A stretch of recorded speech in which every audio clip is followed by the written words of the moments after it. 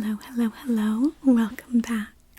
It is almost Valentine's Day, and I wanted to do a little bit of thematically appropriate reading today.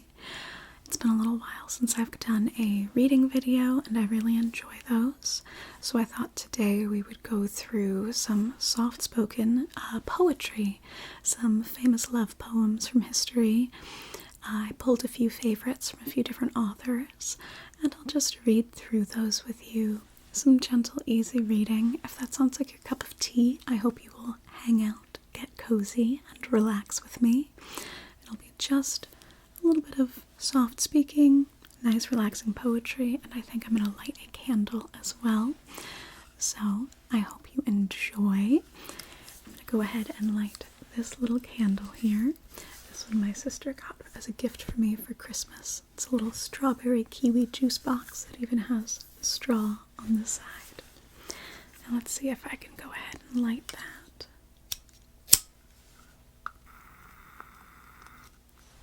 There we go. I don't know. It's not a particularly loud candle, so I don't know that it'll pick up on the microphone, but I hope you will know that it's here being nice and cozy and adding to the ambiance. I'll put it by the microphone just in case, though. Just in case. So, I've pulled a few different poems from a few different authors, but I think I'm going to start with one of my personal favorites, who is, of course, Shakespeare. I have been in many a Shakespeare play over the years. I love reading Shakespeare.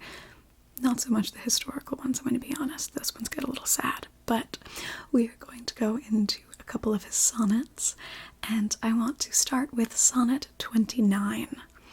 So, sit back, relax, and enjoy. When, in disgrace with fortune and men's eyes, I all alone beweep my outcast state, and trouble deaf heaven with my bootless cries, and look upon myself and curse my fate, wishing me like to one more rich in hope, featured like him with friends possessed, desiring this man's art and that man's scope, with what I most enjoy, contented least. Yet in these thoughts, myself almost despising, haply I think on thee, and then my state, like to the lark at break of day arising from sullen earth, sings hymns at heaven's gate. For thy sweet love remembered such wealth brings, that then I scorn to change my state with kings. That one I think is one of his sweeter poems. I quite enjoy it. Now, let's switch things up. We're going to go with a different author. I've read a good amount of Poe works on this channel before, but I don't think I've done Annabel Lee yet, which is his most famous ode to a great love, I think. Now this one's not quite as happy a love poem, but I think still a beautiful one. So let's read this, and then I promise we'll get back to more cheerful poems. So this is Annabel Lee by Edgar Allan Poe. It was many and many a year ago, in a kingdom by the sea, that a maiden there lived whom you may know by the name of Annabel Lee. And this maiden she lived with no other thought than to love and be loved by me. I was a child and she was a child in this kingdom by the sea, but we loved with a love that was more than love, I and my Annabel Lee, with a love that the winged seraphs of heaven coveted her and me. And this was the reason that long ago in this kingdom by the sea, a wind blew out of a cloud, chilling my beautiful Annabel Lee, so that her high-born kinsman came and bore her away from me, to shut her up in a sepulchre in this kingdom by the sea. The angels, not half so happy in heaven, went envying her and me. Yes, that was the reason, as all men know, in this kingdom by the sea, that the wind came out of the cloud by night, chilling and killing my Annabel Lee.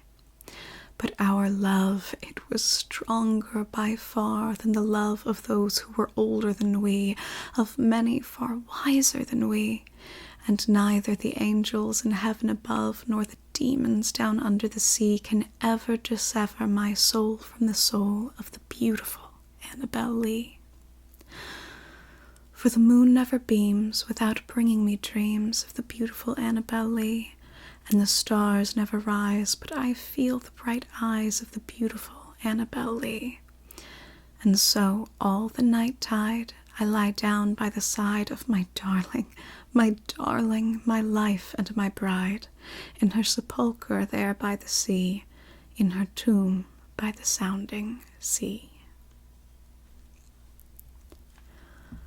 That one's, of course, a little more somber, but one that I truly think is so beautiful, such a testament to love that persists through all. All right, let's move to one a little more cheerful, though by an author just as dramatic and prone to darkness as Poe. We're switching over to Percy Bysshe Shelley. His poem Love's Philosophy. The fountains mingle with the river, and the rivers with the ocean. The winds of heaven mix forever with the sweet emotion. Nothing in the world is single, all things by a law divine in one spirit meet and mingle. Why not I with thine? See the mountains kiss high heaven, and the waves clasp one another. No sister flower would be forgiven if it disdained its brother.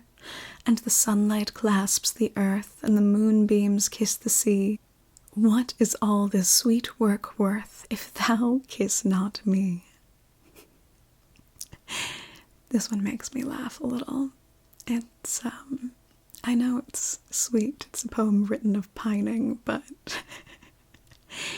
I think it's still a little funny for Percy to be sitting here writing his lines saying, if the whole world is so beautiful and all of these wonderful things happen and nature kisses nature, why won't you just smooch me? Obviously, he said it more poetically, but it always makes me giggle a little. Let's move over to another quite famous author. We're moving over to John Donne. And John Donne has poems that I think are quite complex and often very serious, but I have a particular affinity for, if any of you know the play or the movie made of it, Wit, a beautiful, beautiful play, quite sad, but really beautiful. I played the leading role in that play once many years ago, and it deals a great deal with the poetry, the holy sonnets specifically, of John Donne. So I spent a lot of time with his more serious and somber poems. So I thought it would be fun to go in and read one of his sweeter love poems. He doesn't have too many, but there are a few. So I want to read Spring, Love's Growth. I scarce believe my love to be so pure as I had thought it was, because it doth endure vicissitude and season as the grass. Methinks I lied all winter when I swore my love was infinite, if spring make it more.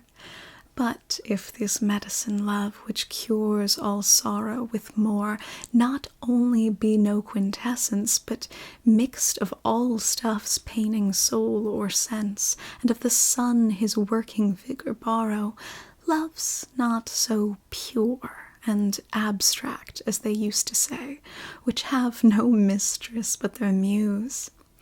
But, as all else being elemented too, love sometimes would contemplate, sometimes do, and yet not greater, but more eminent, love by the spring is grown, as in the firmament stars by the sun are not enlarged, but shone. Gentle love deeds, as blossoms on a bough, from love's awakened root do bud out now. If as in water stirred more circles be produced by one, love such additions take, those like to many spheres but one heaven make, for they are all concentric unto thee. And though each spring do add to love new heat, as princes do in times of action get new taxes and remit them not in peace, no winter shall abate the spring's increase. Another one that I think is so sweet and so charming. That one also has a little bit of fun history because he wrote that for Anne More. Historians believe during the earlier days of their courtship, and the line "if spring make it more" is intended to be a pun, which usually are not my favorite, but a pun written just for her, a secret meaning for his love that he wrote it for, which I can't help but confess is rather sweet. So I want to turn now to another great author from history, Sappho of Lesbos, of course. The one thing about Sappho's work, while beautiful, is that it mostly surviving work we find is in small fragments, hardly any full poems or anything like that to be found. But I found this piece I quite like from Delahoyde and Hughes, where they strung together a few fragments of Sappho's work into a kind of one poem, essentially. So this is 6 Fragments for Athos, translated by Sherrod Santos. I loved you, Athos, years ago, when my youth was still all flowers and sighs, and you seemed to me such a small, ungainly girl. Can you forget what happened before? If so, then I'll remind you how, while lying beside me, you wove a garland of crocuses which I then braided into strands of your hair. And once, when you'd plaited a double necklace from 100 blooms, I tied it around the swanning, sun-licked ring of your neck. And on more than one occasion, there were 2 of them to be exact, while I looked on, too silent with adoration to say your name, you glazed your breasts and arms with oil. No holy place existed without us then, no woodland, no dance, no sound. Beyond all hope, I prayed those timeless days we spent might be made twice as long. I prayed one word. I want. Someone, I tell you, will remember us, even in another time. I love that one.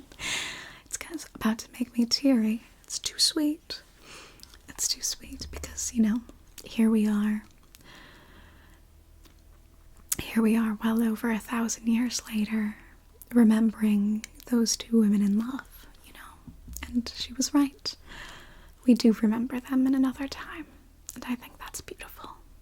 Now, as I said at the start, I am, of course, a sucker for Shakespeare, so I couldn't resist ending with one more Shakespeare sonnet, and it is, of course, what I think is probably his most famous love sonnet, Sonnet 18. You probably know the one. Shall I compare thee to a summer's day? Now, I'm sure most of you have heard it, but I think these sentiments still hold true. And sometimes the classics are a classic for a reason. So today, let's go ahead and finish with Sonnet 18 by William Shakespeare. Shall I compare thee to a summer's day? Thou art more lovely and more temperate. Rough winds do shake the darling buds of May, and summer's lease hath all too short a date. Sometime too hot the eye of heaven shines, and often is his gold complexion dimmed, and every fair from fair sometimes declines by chance or nature's changing horse untrimmed. But thy eternal summer shall not fade, nor lose possession of that fair thou oust. Nor shall death brag thou wanderest in his shade, when in eternal lines to time thou growst. So long as men can breathe or eyes can see, so long lives this, and this gives life to thee. It's beautiful, it's simple, and it's another one that truly stands the test of time. I love a little poetry, and of course I love love, so this has been a treat that I hope you've enjoyed as well. I know this was a short one, but I think short and sweet is the mood of the day, with just a little poetry to help you settle and get cozy, and hopefully help you feel a little loved today. I hope you have a very happy Valentine's Day if you're celebrating, and if it is that time of the year for you currently. If you're watching this not too close to Valentine's Day, then I just hope you have a lovely day and gift yourself a little bit of self-love today. So, have a wonderful, wonderful night or day. I hope you are cozy. I hope you are relaxed. I hope you are rested and feeling wonderful. And if you are drifting off to sleep, then I hope you sleep very well. But for now, I'm going to go, and I'll see you again